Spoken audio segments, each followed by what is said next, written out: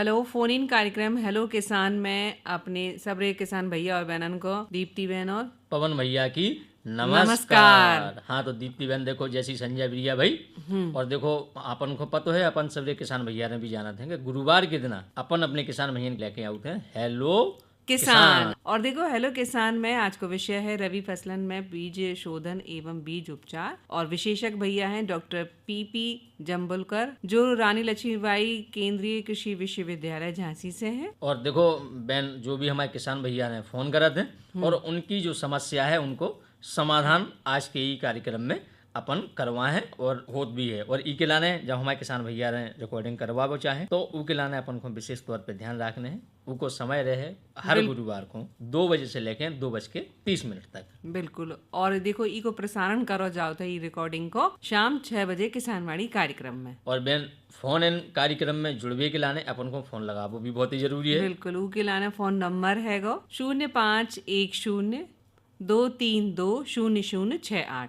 बिल्कुल बहन। तो हमारे भैया ने इस बात को विशेष ध्यान रखबे ई नंबर पे अपन को फोन लगाने हैं 2 बजे से लेकर 2:30 तक। तो देखो दीप्ति बहन जो आओ किसान भैया को फोन तो उठाओ फोन करा था उनसे बात का। हेलो किसान फोन इन कार्यक्रम में स्वागत है। नमस्कार भैया। नमस्कार सर। नमस्कार भैया। का नाम भैया कहाँ से बोल रहे हैं? नाम शहर में भी ग्राम पथौली तहसील बंडा जिला सागर से बोल रहे हैं।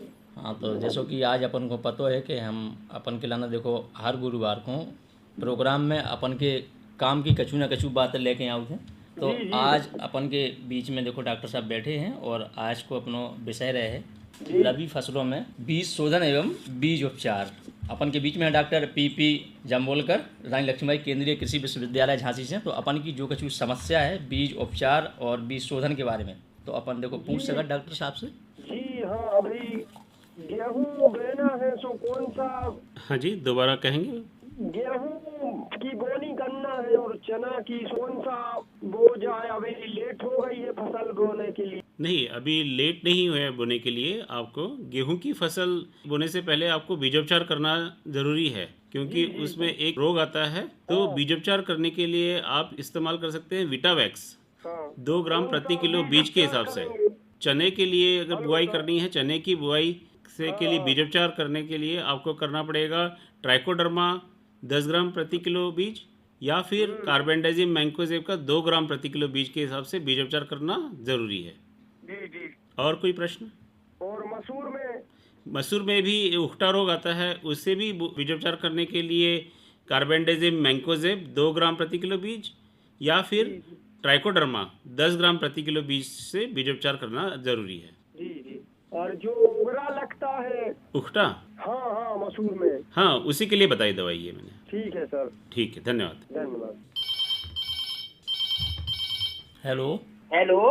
हेलो किसान फोन इन कार्यक्रम में स्वागत है भैया। नमस्कार भैया। गांधी पार्क मनपुरा जिला शिवपुरी मध्य प्रदेश से बोला सर जी।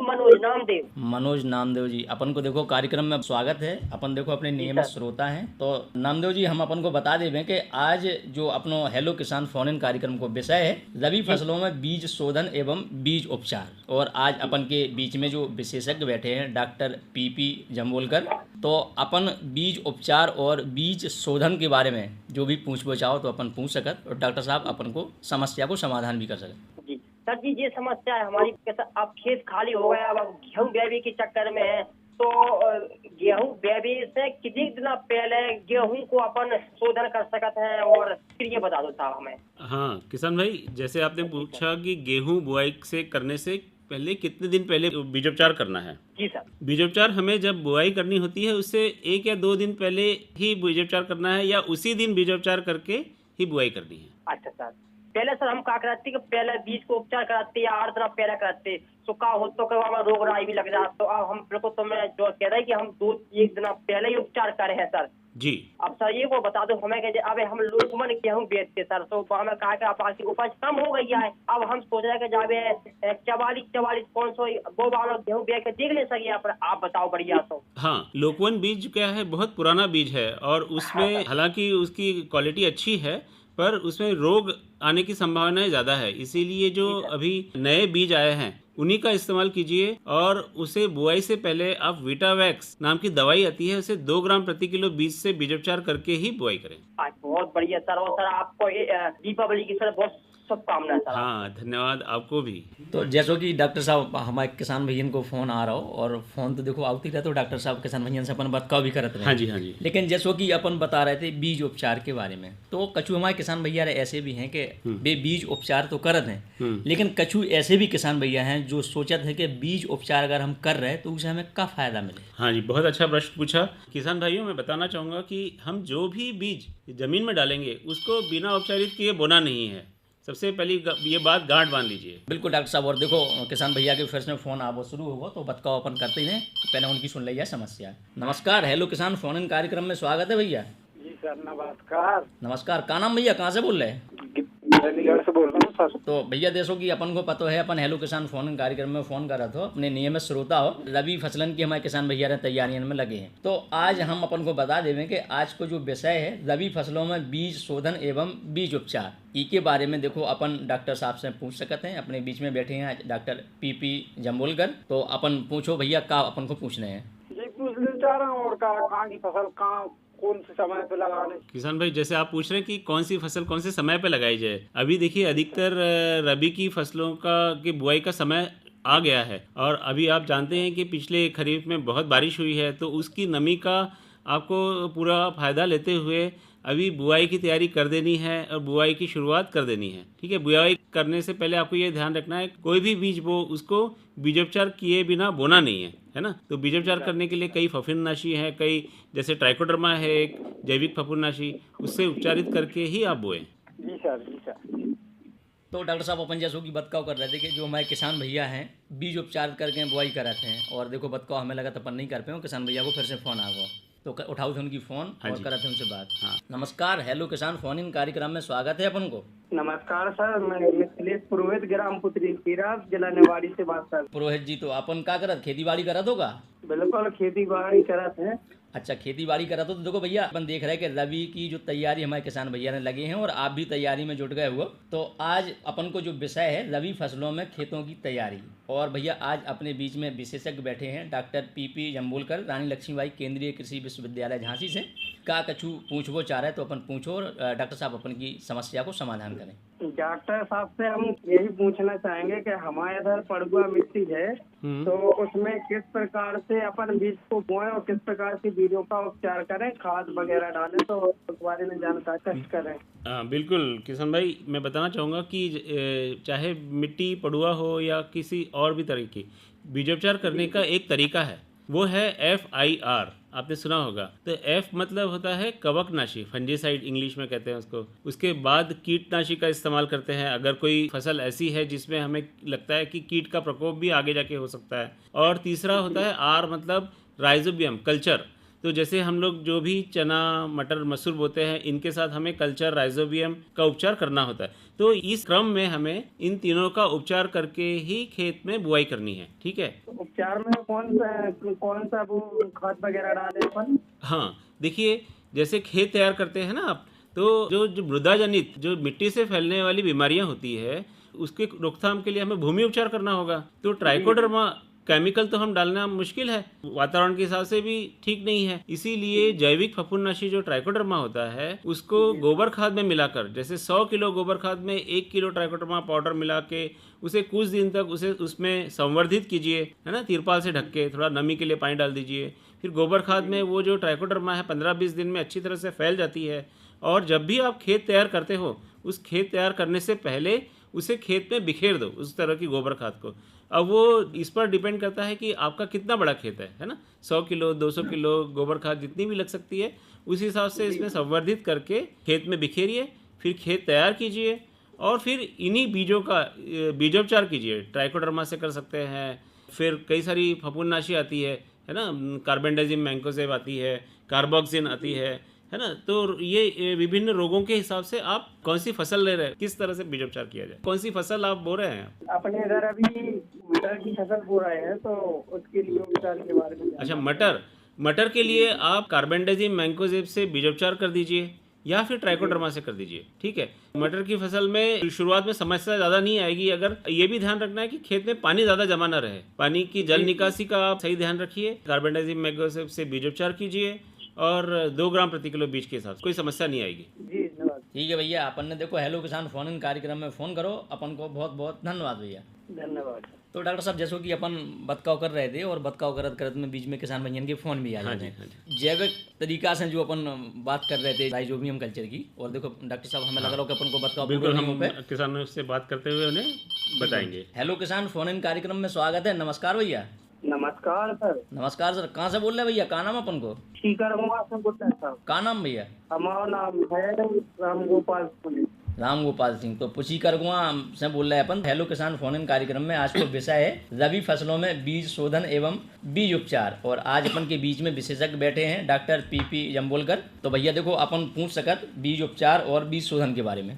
या कह रहा साहब, जैसे अपन जैविक खेती के नाते शादी के रखना चाहते थे और उनमें गोबर को खाद यूज कराते हैं अपन, लेकिन अपन सरसों बह रहे हैं तो बाद में अपन वो चला तो गोबर के खाद से तो पैदावार में भी दिक्कत आ जाता। अपन अगर से खाद नहीं डाला तो दूसरी जल्दी जो पैदावार के चक्कर में बाद में अपनी राई में सरसों मामू लग जाते हैं। तो क्या करें अपन, कैसे उपचार करके अपन चाहेंगे अपनी फसल की मानना हो। देखिए, जैसे आप पूछ रहे हैं ना सरसों की फसल में और गोबर खाद के इस्तेमाल के बारे में पूछ रहे हैं आप, जैसा कि मैं देखिए सरसों की फसल में आपको एक ध्यान रखना है, एक रोग आता है तनागलन रोग, और वो मृदा मिट्टी से फैलने वाली बीमारी है। मिट्टी में उसके फफूंद के वो रहते हैं जीवाणु। तो हमें क्या करना होगा, बीजोपचार करने के साथ के अलावा हमें भूमि उपचार भी करना होगा। अभी जैसे मैंने थोड़ी देर पहले बताया ना, गोबर खाद में ट्राइकोडर्मा को संवर्धित करना है। 100 किलो गोबर खाद में 1 किलो ट्राइकोडर्मा पाउडर को संवर्धित करके, मतलब 15 संवर्धित करके मतलब उसमें 15 दिन तक मिलाकर एक तिरपाल से ढक के रखना है, ताकि उस गोबर खाद में फैल जाए और उतनी मात्रा में आप खेत में आप बिखेर दीजिए। तो क्या होगा, ये जो ट्राइकोडर्मा है ये फफूंदनाशी है, जैविक फफूंदनाशी है, और ये बीमारी जो जमीन से फैलने वाले फफूंद है उसको मार देगा। पौधे की बढ़वार भी अच्छी होगी, रोग की भी रोकथाम होगी। फिर माहू लगने को अपन क्या करें, को उपचार हो बताओ साहब। देखिए, माहू लग जाने की समस्या सरसों में है, इसके लिए आपको 2 उपाय करने हैं। पहला काम ये करना है, जब भी आप सरसों की फसल बुआई करोगे ना, तो खेत में आपका क्या करना है, जैसे 1 एकड़ खेत है तो 1 एकड़ खेत में 6 से 8 पीला चिपचिपा पाश, मतलब क्या होता है, पीले रंग की तख्तियां लगा देना है, या पीले रंग का डब्बा, या फिर कोई डिब्बा हो उसके चारों तरफ पीला रंग पोत देना है, और उसके ऊपर साइकिल में डलने वाली ग्रीस या फिर वो वैसलीन की डिब्बी आती है 10-15 रुपए की, वो लाकर उसके ऊपर वो फैला देना है। तो क्या होता है, रस चूसक कीट या माहू ये जो है ना आकर वहां चिपक जाते हैं। तो इस तरह से रोकथाम हो सकती है। दूसरा, रस चूसक कीट मारने वाली दवाइयां आती है। ये माहू कैसा कीट है, रस चूसक कीट है। इसको रोकथाम करने के लिए सबसे पहले नीम ऑयल होता है, नीम का तेल, उसको 4 ml प्रति लीटर पानी के हिसाब से छिड़काव कर सकते हैं। दूसरा, इमिडाक्लोरोप्रिड आता है, उसको 5 ml 15 लीटर पानी में उसका छिड़काव कर सकते हो। या एसिटामिप्रिड आता है, उसको भी 1 ml या 1 ग्राम प्रति लीटर पानी के हिसाब से छिड़काव कर सकते हो। तो ये जो उपाय आप करोगे तो आपके खेत में या सरसों में माहू की समस्या नहीं आएगी, या होगी भी तो उसकी भी रोकथाम हो जाएगी।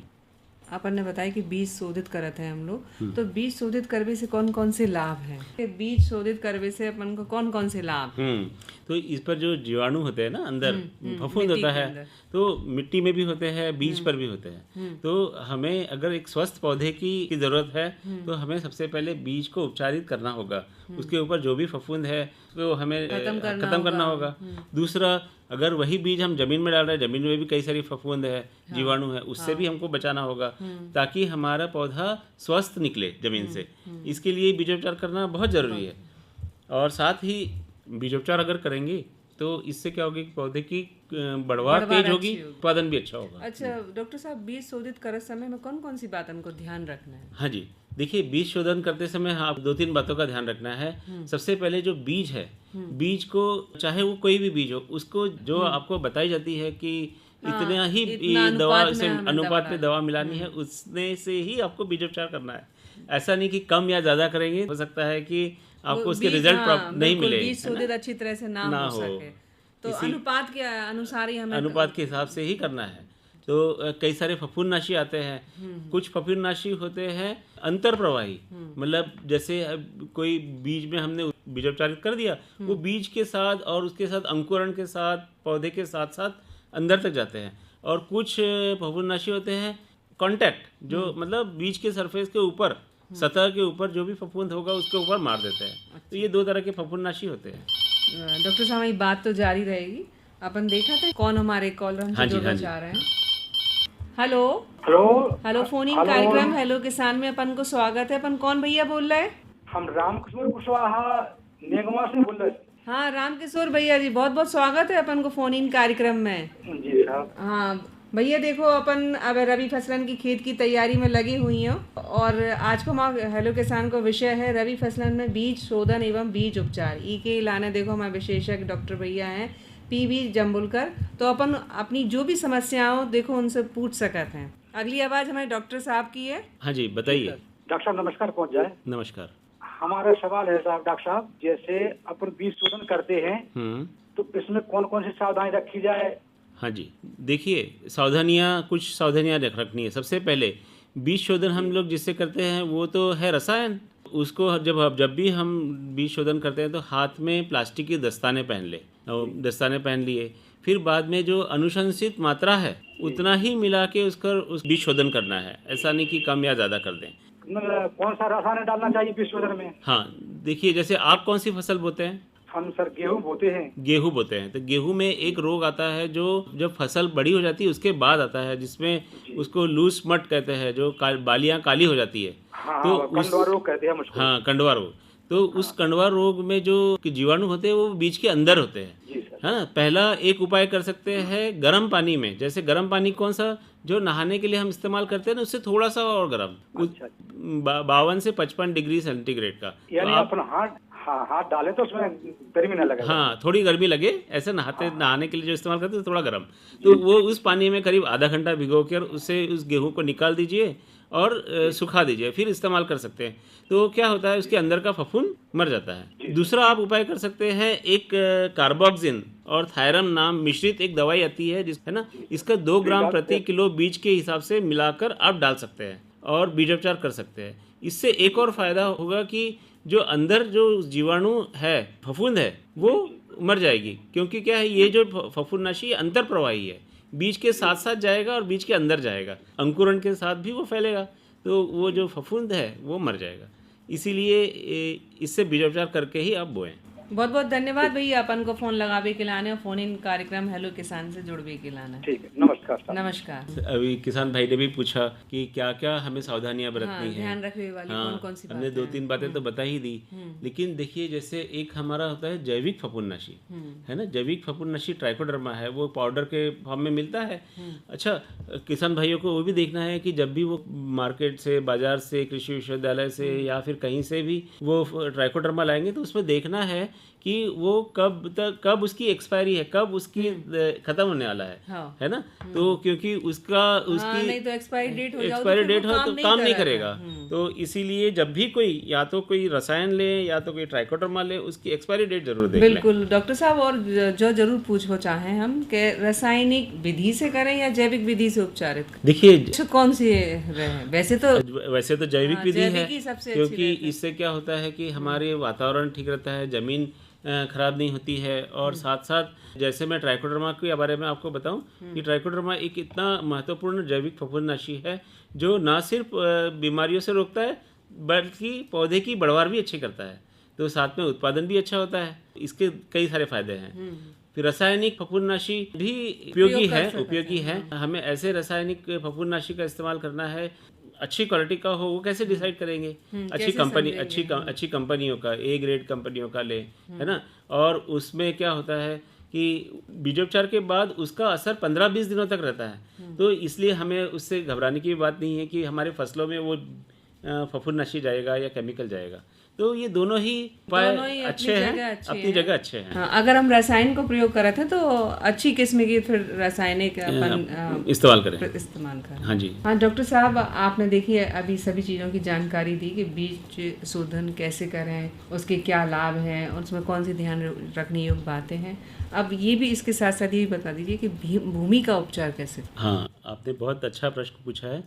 देखिए, भूमि उपचार कैसे करें के साथ साथ क्यों करें। ज़रूरत ये पड़ती है। देखिए किसान भाइयों, हम लोग बीजोपचार तो इसलिए करते हैं कि बीज पर जो भी फफूंद लगा है या कोई बीमारी के जीवाणु लगे हैं वो नष्ट हो जाए। लेकिन साथ ही बीमारी फैलाने वाले जीवाणु मिट्टी में भी तो होते हैं, और मिट्टी को उपचारित करना रसायन से संभव नहीं है। तो इसके लिए कई सारे उपाय हैं। जैसा कि सबसे पहला उपाय, देखिए बीमारी फैलती क्यों है? क्योंकि भूमि की ताकत कमजोर क्षीण हो गई है, और ताकत क्षीण हो गई इसका मतलब उसकी उर्वरकता कम हो गई है। तो सबसे पहले अगर भूमि की ताकत हमें बढ़ानी है तो हमें करना चाहिए जीवामृत। जीवामृत आप जानते हैं होंगे, एक ऐसा मिश्रण है जो आप घर में भी तैयार कर सकते हो, अपने खेत में तैयार कर सकते हो, जिससे कई सारे मित्र जीवाणु हम उसके द्वारा हमारे खेत में जा सकते हैं और हम डालते हैं। हाँ, जिससे पोषण, भूमि को पोषण मिलेगा। वो मित्र जीवाणु अगर खेत में जाएंगे तो भूमि पोषित होगी और वो सशक्त होगी।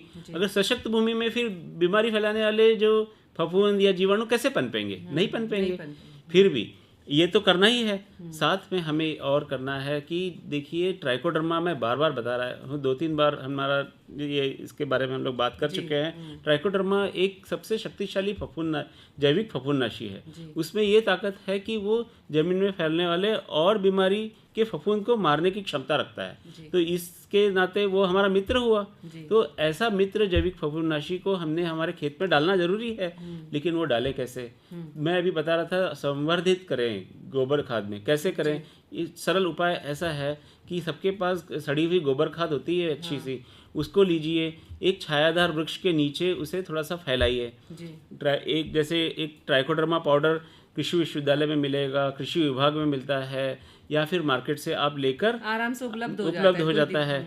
वह लेते समय मैंने सावधानी कही थी कि आपको देखना है कि उसकी एक्सपायरी डेट कब है। 6 महीने से ज़्यादा नहीं होती है, मतलब उसकी तो सबसे पहले जब भी लाएं तो उसकी एक्सपायरी डेट जरूर देखें। हाँ जी। फिर उसे उस गोबर खाद में फैला दीजिए, थोड़ा नमी के लिए पानी डालिए, फिर से उसके ऊपर गोबर खाद डालिए, फिर से पाउडर डालिए। ऐसा करते करते एक ढेर बना दीजिए, कम से कम 5-6 बार ऐसा। हाँ जी, करके, और एक प्लास्टिक के तिरपाल से उसको ढक दीजिए। 15 दिन तक उसे वैसे ही पड़ा रहने दीजिए। तो ये तो जैविक फफूंदनाशी है ना ट्राइकोडर्मा, वो फफूंद की तरह उस गोबर खाद में फैल जाएगी। आपने लाया था 1 किलो और घर में बना दिया आपने 100 किलो। तो इस तरह से आपकी जब जितनी भी बड़ी जमीन है उस हिसाब से आप इस गोबर खाद को संवर्धित कीजिए। खेत तैयार करने से पहले, जोतने से पहले उसे बिखेर दीजिए, जैसे यूरिया बिखेरते हैं, वैसे बिखेर दीजिए, है ना। और फिर खेत तैयार कीजिए। तो आपके खेत में बड़ी तादाद में ट्राइकोडर्मा चला जाएगा और वो जमीन से फैलने वाले फफूंद को मारेगा। साथ में पौधे की पोषण अच्छा करेगा, पौधे की बढ़वार भी अच्छी होगी और आपकी फसल बीमारियों से सुरक्षित रहेगी। बहुत अच्छी जानकारी दी डॉक्टर साहब आपने कि किस तरह से हम अपनी मिट्टी को, किस भूमि को पोषित करें और उसमें जो पनपने वाले जो फफूंदी है उसको कैसे खत्म कर सकते हैं। हाँ जी। तभी तो हमारा बीज अच्छा तैयार होगा। आपने इतनी अच्छी जानकारी दी डॉक्टर साहब, हमारे स्टूडियो में आए और हमारे किसानों की इतनी समस्याओं का निदान किया, इसके लिए आपका बहुत बहुत धन्यवाद। धन्यवाद मैडम। हाँ, तो देखो किसान भैया, अब अपन ने सुनो जो फोन इन कार्यक्रम जी में हमारे देखो किसान भैया ने कहते को फ़ोन करे और अपनी रिकॉर्डिंग कराई, और रिकॉर्डिंग करवाई को जो समय है वो है दोपहर 2 बजे से लेके 2:30 तक। तो किसान भैया अपन भी अगर चाहते हैं अपनी एक फ़ोन इन कार्यक्रम में फ़ोन करवो तो उठाओ कागज़ और कलम और लिखो फ़ोन नंबर 051023200068। बिल्कुल दीप्ति बहन, ई नंबर पे हमारे किसान भैया ने फ़ोन कर सकते हैं और फ़ोन करके अपन जुड़ सकते हैं। तो आज के अब ई कार्यक्रम से अपने भैया पवन को और दीप्ति बहन को दो आज्ञा। नमस्कार।